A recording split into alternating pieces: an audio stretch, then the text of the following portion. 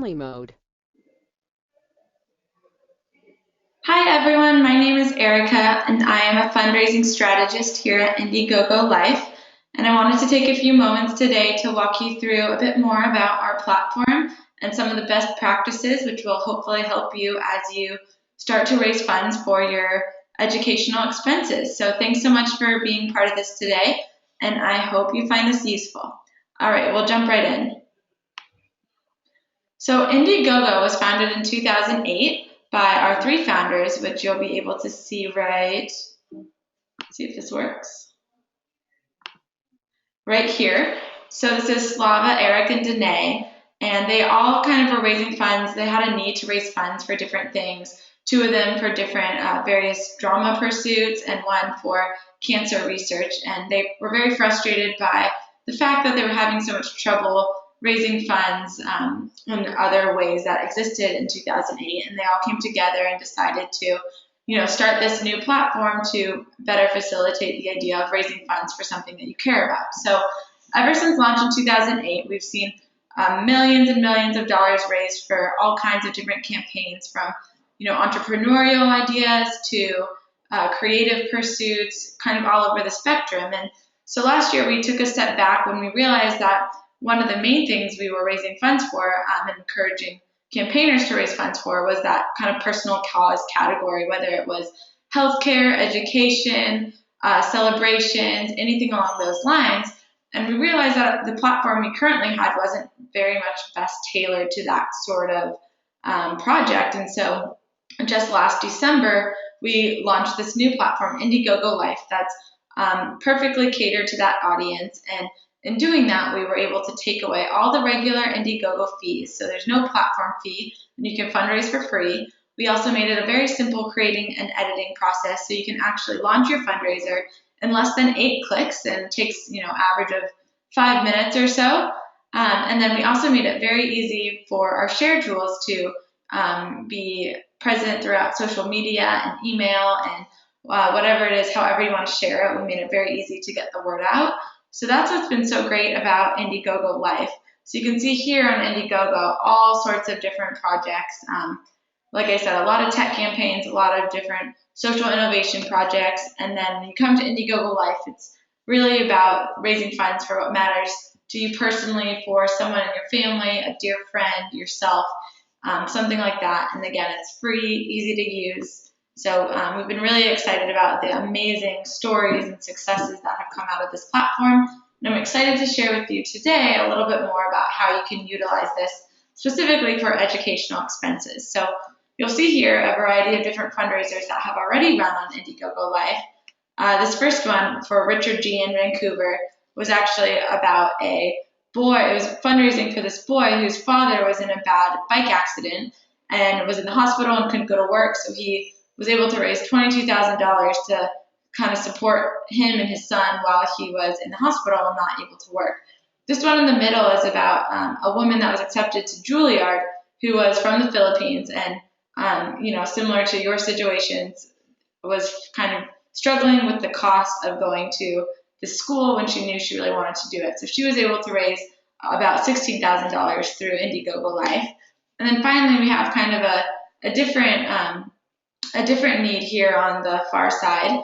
And this is actually one that ran through an Indiegogo employee that was raising funds for another Indiegogo employee to take her little sister through the big Little Sistership program that we have here to do a fun activity. And so through this fundraiser, she was able to take her little sister to Tahoe. So education is a great thing to use this platform for, and there's a million other amazing things you can do with it too. So it's just kind of good to keep that in mind. So now we're going to talk through some of the best practices, especially in terms of raising funds for education. So we're going to go through kind of creating your fundraiser page, and then how to spread the word, and then how you're going to keep that momentum going after your fundraiser is live, after you've shared it with everyone. So a couple different good strategies there. So essentially, like I said, it takes about 8 clicks to get that fundraiser completed and live. So it's going to be a title, you're going to have a goal amount, add a main image, and then you're also going to add an organizer image, which is just going to be a photo of yourself.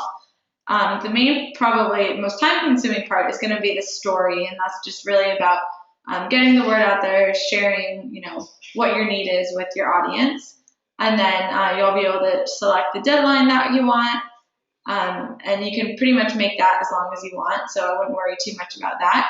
If you do want to shorten it for any reason, you simply just have to write into our support team, and they'll be able to do it for you. So very, very easy. So having a title that's searchable, specific, and memorable are the three things that I'd recommend more than anything for your title. The only way to search for any fundraiser through Indiegogo search is by typing in the title. So it's really important that your audience is going to remember. So maybe in your cases, I'd suggest adding your name to the fundraiser title in case people want to search for it that way. And then maybe giving it a call to action. So in this example over here, fundraiser to help Miss B who is fighting ALS. So pretty straightforward. Everyone knows what the fundraiser is about. It's easy to remember. So anything along those lines, feel free to, have fun with it, be creative, but keep those 3 points in mind. The next thing to think about is regarding setting your goals. So say a year of tuition, I'm not sure how much it costs, but say a year of tuition is $30,000. So it may not be the best strategy to just right off the bat ask for $30,000 because people are more likely to contribute to a fundraiser that it appears to be successful. So you can always add stretch goals. So what we typically recommend is kind of setting a lower goal than you expect to hit, because it's way better to way exceed your goal than not to meet your goal. So you can start it kind of low, maybe ask for half of your tuition or some other need, maybe your room and board expenses or something like that. And then once you do hit that goal, you can post an update and say, wow, thank you so much for this amazing support. Now that I have my room and board covered, I'm also going to try to get funding for, half of my first semester of tuition, something along those lines, so that kind of keeps people updated. It's a great way to stay engaged, and people feel like whatever it is they're donating toward you, it's actually going to make a difference, and you're going to be able to fulfill whatever it is that you said you wanted to do. So just keep that in mind, and you can see this example here. Think about putting yourself in the position of a donor. Would you rather donate to a fundraiser that's 40% funded already or only 13%? So I think the obvious answer would be 40%. So again, just to kind of keep that in mind. And then next comes the story. So this may be something I often advise kind of writing this up in a Word document first, and then you can edit it more, play around with it. You'll make sure nothing ever happens. It's always going to be saved on your computer in a different place. So typically, the best thing to do in a story is make it very genuine and heartfelt and honest. So don't be afraid to share your truth with your audience. That's what they're going to relate to, and that's what's going to make them even more compelled to help you out with what you're asking for. Also, keep it simple. It doesn't need to be a novel. You want to keep people engaged. So again, we kind of like to think of it as a newspaper article. Making sure that the most important information is in the very first paragraph, and then all the secondary information kind of comes at a later point. So definitely keep that in mind, and just be very transparent about what you're going to be doing with this money, because when people are putting money into something, especially for a donation, they want to know that it really is going to that, and it's not just kind of saying it's going to that. So as specific as you can get is the best way to go. And then you can kind of continue doing that through our updates feature, which I will talk about later on in this presentation. And I know I'm going pretty fast here, so I have my email. I had it on the first slide, and I'll have it at the end. Feel free to email me directly if you have any questions about anything, at any point during this process. So next we're going to look at some different fundraiser images. And I think sometimes with educational fundraisers, students are more likely to maybe just do a logo of their school or something along those lines, but it doesn't change the fact that having that face-to-face connection, even if it is just an image, really, really says a lot about your character, and it makes the audience and the potential donors connect with you that much more. So please do include a photo of yourself as in your main image. ideally, I think maybe even in, you at your school, or you doing something studious, holding books, anything along the line, so people understand it's you and your dreams of pursuing higher education. So these examples are kind of from some other fundraisers.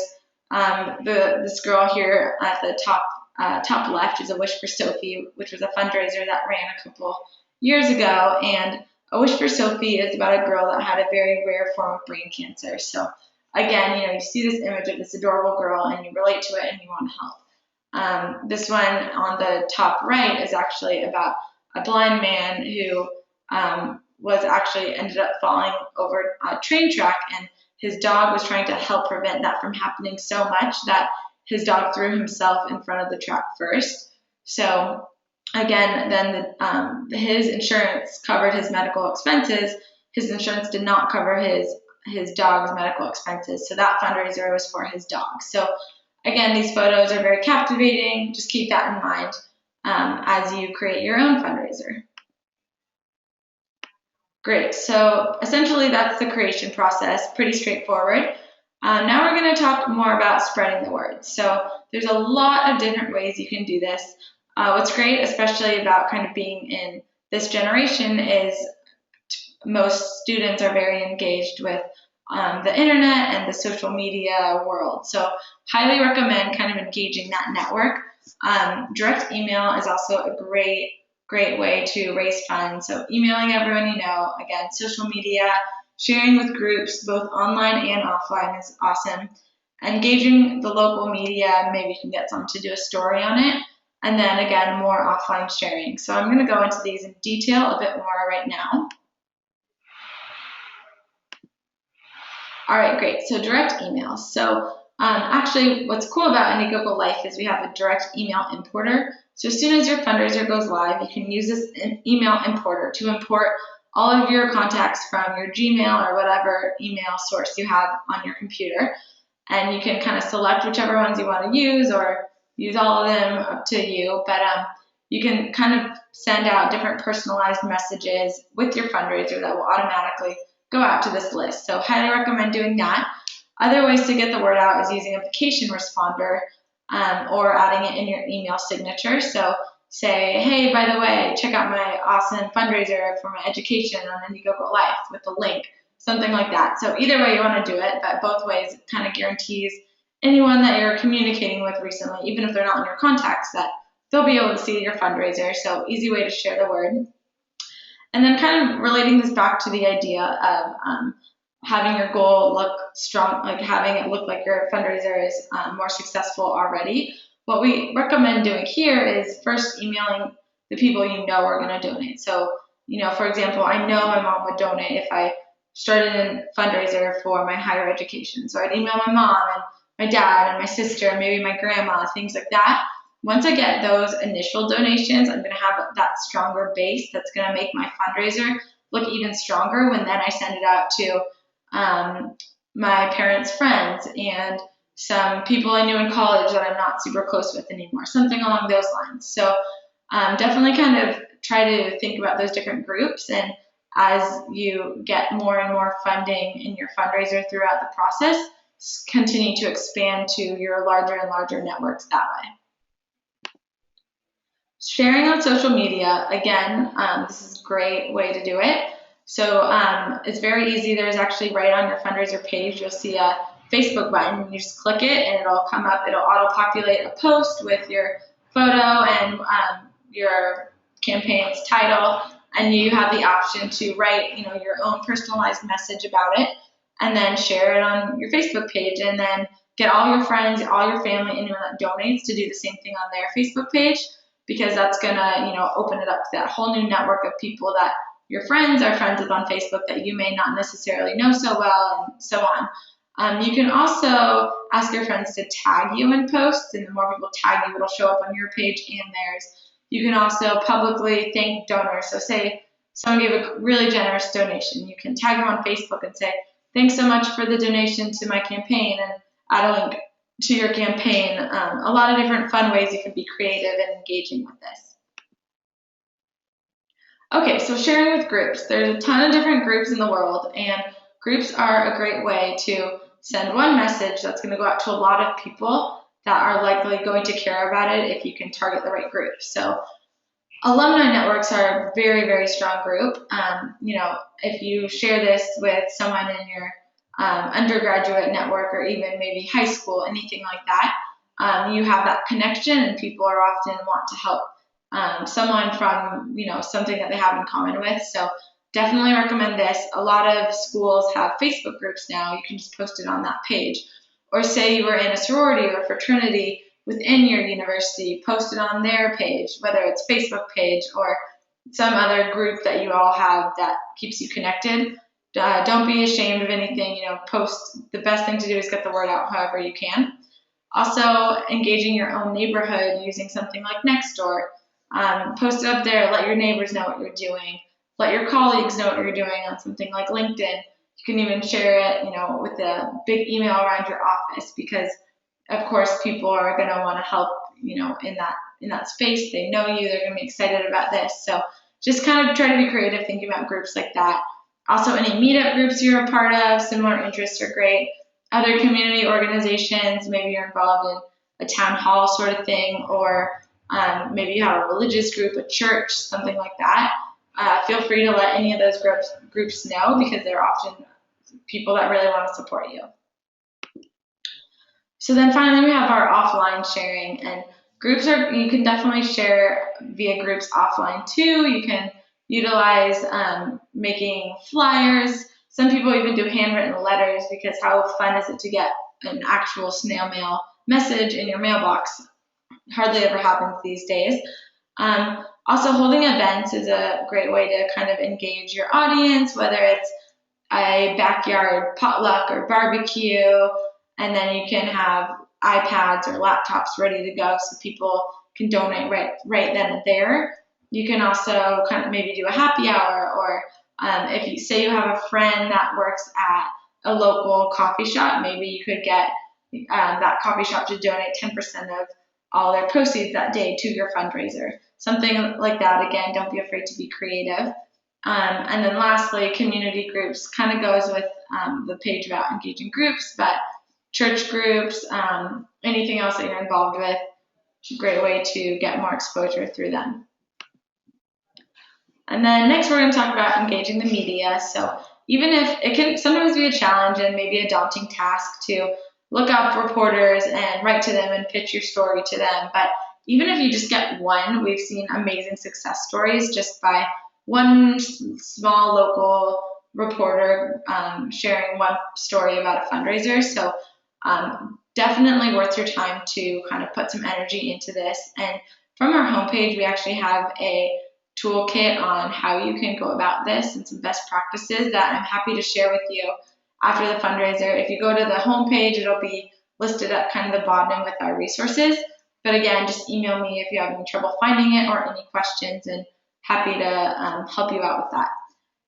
But essentially what you're going to do is research all the local reporters, create a pitch to them, which should be similar to your story, maybe even a little bit shorter, or if you know that particular reporter you're pitching likes a certain element, you can tailor it a little bit to make it very worth it to them. And then just reach out to them, and don't be discouraged if they don't all reply. It's just one hit is really all you need, and you're going to be set. So definitely worth the time. Highly encourage you to engage the media. And then last but not least, the updates feature. I know I've mentioned this a couple times throughout the presentation, but the updates feature is only going to be present when you go live. And it's going to, every time you post an update, it will automatically email anyone that has already donated to the fundraiser. It will also be posted above your story. So on the updates, you can do so many different things, but just to really continue to engage your crowd, you can say, thank donors for the amazing donations they've already donated. You can share with people maybe your stretch goal. Again, my example at the beginning, thank you so much. I raised enough money for my room and board. Now I want to raise money for my first semester of tuition. Something like that. You can even do really small stretch goals like, now I need $400 to buy my books this semester, or even maybe I need a car so I can commute to school every day, pay for gas, or whatever little things would really help you, and whatever's realistic and what you need, feel free to make those your stretch goals. It's also a great place you can add additional photos. You can, again, thank an individual donor, just anything you want to communicate with the audience. One thing that is probably good to think about is not posting too many updates, because you don't want to annoy or kind of overwhelm your crowd, but you do want to keep them engaged and kind of let them know what's going on. Make sure that they want to, a lot of times people donate a second donation, maybe a third, as you continue to gain momentum and add stretch goals. So we typically like to say maybe 1 to 2 updates a week, but just as long as it's relevant information that's interesting and varied, feel free to share it as you feel necessary. So that's essentially the end of the presentation. I've actually included some links to some examples of some other educational related fundraisers. We've also seen a couple people raise funds, who maybe have some very startup idea in mind, some kind of entrepreneurial fundraisers, allowing them, raising funds to either get the very kind of initial startup costs funded for, or just funds for them to take that time off of work. So feel free to check out these examples. There's also a lot more. If you go to life.indiegogo.com and click on Explore, you can search by different educational fundraisers that we have in different categories that are live right now, some of our top funded, anything along those lines. I think that looking at examples of what previous people have done to see how they have been successful is actually a really good way to kind of learn for yourself. You're also welcome to reach out to any organizers. All you need to do when you go to the fundraiser is click on right below the main photo. It'll say contact organizer. There's a little symbol of like an envelope. Feel free to contact them that way if you have specific questions for any specific fundraiser. So that's all the information I have for you right now. Again, I would love to talk to you individually with any questions. Talk to me on the phone, email, whatever is best for you. So please don't hesitate to reach out. Thanks a lot, and best of luck with your fundraisers, and I'm very excited to see the amazing success of all of you. Bye.